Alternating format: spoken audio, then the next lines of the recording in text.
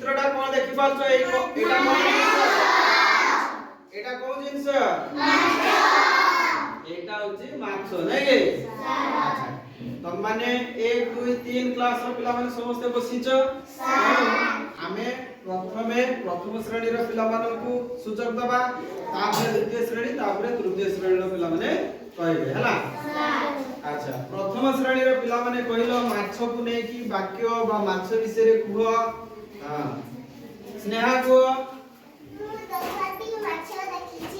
मु 10टी माछ देखिछि बहुत बढ़िया ताली हे जाओ श्रुति को मु बंधरे माछ देखिछि बहुत बढ़िया दुबराज को मु पानी रे माछ देखिछि बहुत बढ़िया नाबिया को देवकी मु नदी रे माछ देखिछि नाबिया को मु आजी माछ तरकारी खाइछि बहुत बढ़िया मनीषा को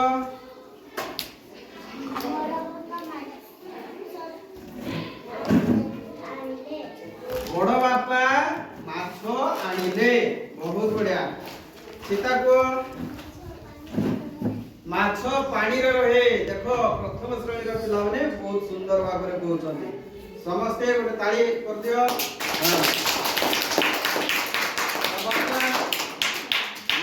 मेघराई कहबा मेघराई बिलरे माछ देखिछि बहुत बढ़िया सोना को माछ को नेकी को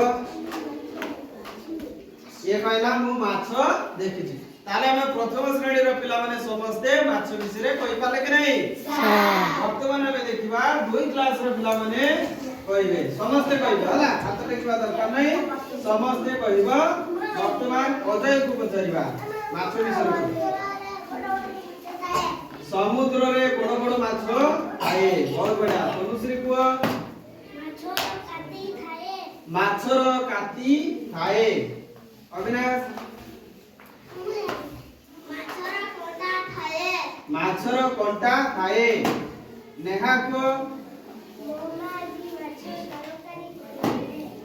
मोमा आजी माछ तरकारी कले विनायक को मो बापा बजारु माछ आनिले नासु को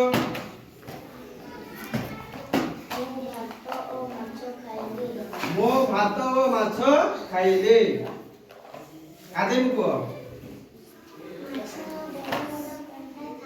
माछर बड़ बड़ कंटा खाए खुशी को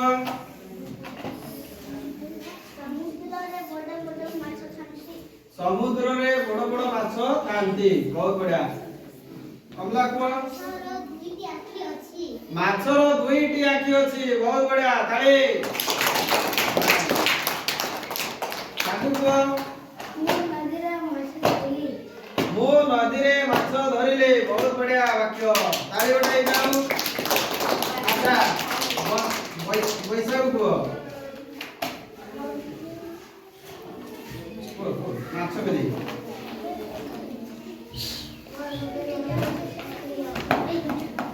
आमो घर पाखरे नई अछि आ सेथिरे माछ अछि बहुत बढ़िया हां को तमे को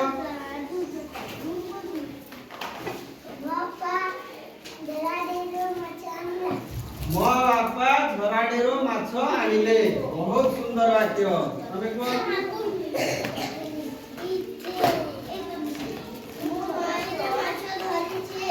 मो नईरे माछ धरिछि तमसे को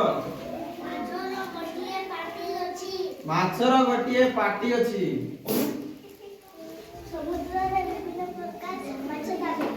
समुद्र रे विभिन्न प्रकार माछ थांती अच्छा वर्तमान हमें 3 क्लास रो पिला मन को पचाइबा जासी को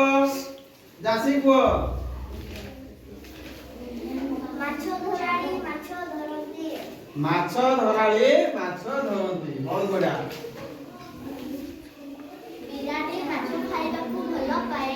ବିରାଡ଼ି ମାଛ ଖାଇବାକୁ ଭଲ ପାଏ। ବହୁତ ବଢିଆ, ତାଳି ବଜାଇ ଯାଅ। ବିରାଡ଼ିର ପ୍ରିୟ ଖାଦ୍ୟ କଣ? ବିରାଡ଼ିର ପ୍ରିୟ ଖାଦ୍ୟ କଣ? ମାଛ। ତ ଇଏ ଖୁସବୁ କୁହ। କୋଉ ମାଛ ଗଛକୁ ଚଢେ? କୋଉ ମାଛ ଗଛକୁ ଚଢେ? ହଉ ମହିତ୍ କୁହ। ମାଛର ଗୋଟିଏ ଲାଞ୍ଜ ଅଛି। ମାଛର ଗୋଟିଏ ଲାଞ୍ଜ ଅଛି। ମାଛ ସ୍ଥଳ ଭାଗରେ ଶ୍ୱାସକ୍ରିୟା କରିପାରେ ନାହିଁ। ମାଛ ସ୍ଥଳ ଭାଗରେ ଶ୍ୱାସକ୍ରିୟା କରିପାରେ ନାହିଁ। ମାଛ ଶୁଖିଲା ଜାଗାରେ ବଞ୍ଚି ପାରିବ କି? ବଞ୍ଚି ପାରିବ ନାହିଁ। ତେଣୁ ସେ ପାଣିରେ ହିଁ ବଞ୍ଚି ପାରିବ।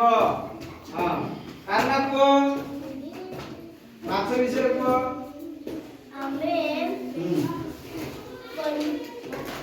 ଆମେ ମାଛ ତରକାରୀ ଖାଇବା ଆଗରୁ ତାର କଣ୍ଟା ଗୁଡ଼ିକୁ ସଫା କରିବା ଉଚିତ।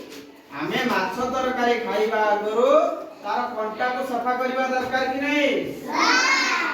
କଣ୍ଟାକୁ ପ୍ରଥମେ ବାହାର କରିବା, ତାପରେ ମାଛ ଖାଇବା। ନା ମାଛ ସହିତ କଣ୍ଟାକୁ ଖାଇଦବା କି? କଣ୍ଟାକୁ ଖାଇଦେଲେ ତଣ୍ଟିରେ ଲାଗିବ କି ନାହିଁ? ହଁ ଫୁଲ କୁହ। ଫୁଲ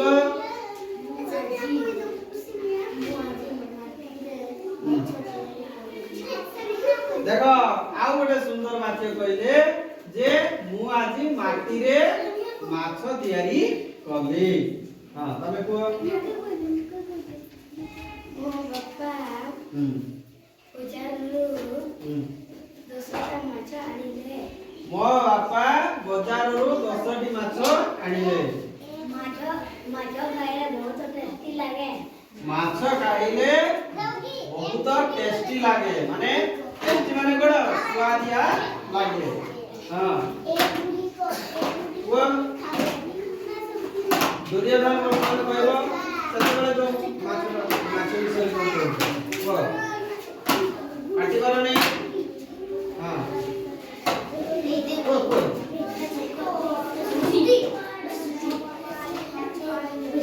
ମୋ ବାପା ଆଜି ମାଛ ଆଣିଲେ। କୃଷ୍ଣା ବାଳିଆ ବର୍ତ୍ତମାନ କୁହ। ମାଛ ପାଣିରେ ପହଁରେ। ଆଚ୍ଛା ମାଛ ପାଣିରେ ପହଁରେ। ପାଣିରେ ଆଉ କିଏ ପହଁରେ କହିଲ ସମସ୍ତେ?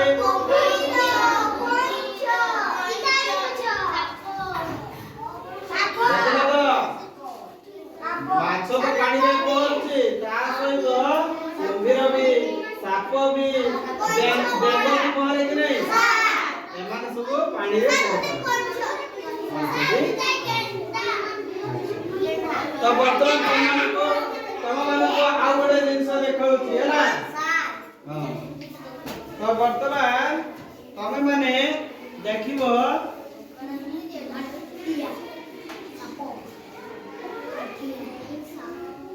আচ্ছা এইটা কার চিত্র দেখি পারছো? এটা কার চিত্র? এটা কোন জিনিস? কলস না মাঠিয়া? মাঠিয়া হেলা। এটা কলস ବି ହେଇ ପାରିବ ହେଲା। କଳସ ବି ଆଉ ଟିକେ ବଡ ସାଇଜ ରେ ଆସିଥାଏ। ତେଣୁ ଛୋଟ ସାଇଜ ଆସିଲେ ଆମେ ତାକୁ କହିବା ମାଠିଆ ହେଲା। ତ ମାଠିଆକୁ ନେଇକି ବାକ୍ୟ କହି ପାରିବ କି ନାହିଁ? ବର୍ତ୍ତମାନ 3 କ୍ଲାସ ର ପିଲାମାନେ କହିବେ ହେଲା। ଆଚ୍ଛା ପୁଷ୍ପଲତା କୁ ମାଠିଆକୁ ନେଇକି ଗୋଟେ ବାକ୍ୟ। ମାଠିଆରେ ପାଣି ରଖାଯାଏ। ପୁଷ୍ପ ମୋ ବାପା ହାଟରୁ ଆଜି ଗୋଟିଏ ମାଠିଆ କିଣି ଆଣିଲେ। ମୋ ବାପା ଆଜି ହାଟରୁ ମାଠିଆ କିଣି ଆଣିଲେ। ଆଲିସା ଖରାଦିନେ ମାଠିଆରେ ପାଣି ରଖିଲେ ପାଣିଟି ଥଣ୍ଡା ରହିଥାଏ। ଦେଖ ବହୁତ ସୁନ୍ଦର ବାକ୍ୟ ଯେ ଖରାଦିନେ ଆମେ ଯଦି ମାଠିଆରେ ପାଣି ରଖିବା ପାଣି ଥଣ୍ଡା ରହିବ। ଖରାଦିନେ ମାଠିଆରେ ପାଣି ରଖିଲେ ପାଣି ଥଣ୍ଡା ରହେ। ବହୁତ ସୁନ୍ଦର ବାକ୍ୟ। ସମସ୍ତେ ଗୋଟେ ତାଳି ଦେଇଦିଅ। ବର୍ତ୍ତମାନ ମହିତ କୁହ ମାଠିଆକୁ ନେଇକି।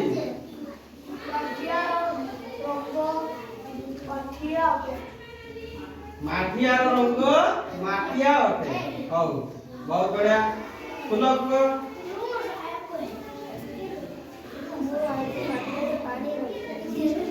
ମୁଁ ଆଜି ମାଠିଆରେ ପାଣି ରଖି।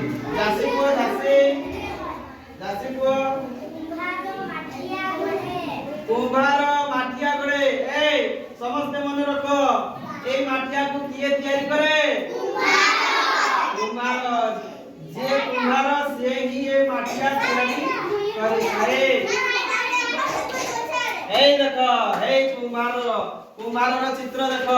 ଦେଖ এই କୁମ୍ଭାର କଣ କରୁଛି?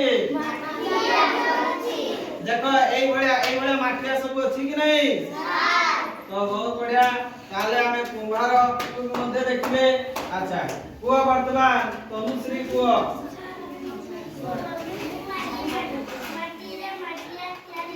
ମୁଁ ଆଜି ମାଟିରେ ମାଠିଆ ତିଆରି କଲି। ଆଚ୍ଛା ବର୍ତ୍ତମାନ କାହ୍ନା କୁହ।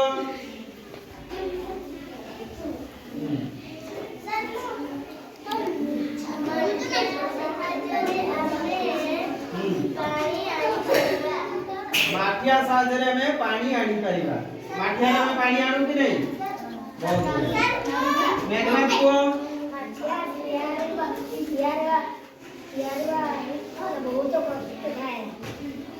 ମାଠିଆ ତିଆରି କରିବା ବହୁତ କଷ୍ଟ ଅଟେ ବା ବହୁତ କଷ୍ଟ କରିବାକୁ ପଡିଥାଏ ନାଇଁ କି?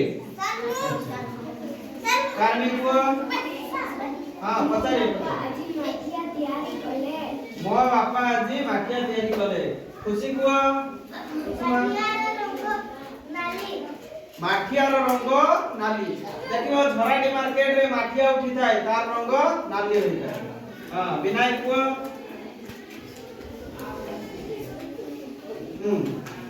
ମାଠିଆ ବିଷୟରେ କୁହ।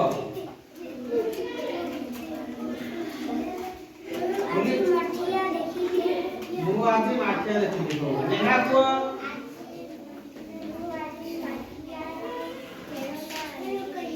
ମୁଁ ଆଜି ମାଠିଆର ଖେଳନା ଆଣିଲି। ଆଚ୍ଛା ମେଳାରେ ମାଠିଆର ଖେଳନା ବିକ୍ରି ହୁଏ କି ନାହିଁ? ସେ ମାଠିଆ ଖେଳନା ଆଣିଲା। ହଉ ପଇସା କୁହ।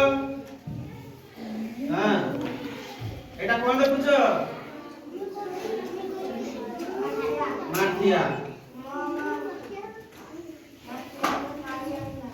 ମୋ ମା ମାଠିଆରେ ପାଣି ଆଣିଲା।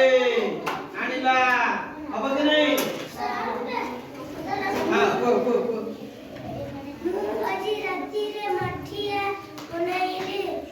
ମୁଁ ଆଜି ରାତିରେ ମାଠିଆ ବନାଇଲି। ତେଣୁ এইଭଳି ଭାବରେ ଆମର ପିଲାମାନେ ବିଭିନ୍ନ ପ୍ରକାର ଜିନିଷକୁ ଦେଖିକି ଯେମିତି ମାଠିଆ, ମାଛ, ଆହୁରି ଆମେ ବହୁତ ପ୍ରକାର ସାମଗ୍ରୀ ରଖିଛୁ, ଜିନିଷ ରଖିଛୁ, ଯେମିତି କଙ୍କଡା,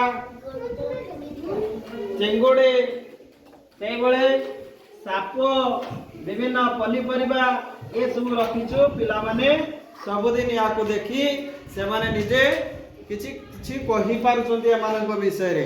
ଆଉ ଆଜି ଆମେ ପିଲାମାନଙ୍କୁ ପଚାରିଥିଲେ, ମାଠିଆ ବିଷୟରେ ପଚାରିଥିଲେ, ମାଛ ବିଷୟରେ ପଚାରିଥିଲେ, ଆଉ ତା ସହିତ କଙ୍କଡା ବିଷୟରେ, ଚୁଙ୍ଗୁଡି ବିଷୟରେ, ଆଉ ବିଭିନ୍ନ ପନିପରିବା ବିଷୟରେ ମଧ୍ୟ ଆଜି ଆମେ ପଚାରିବା।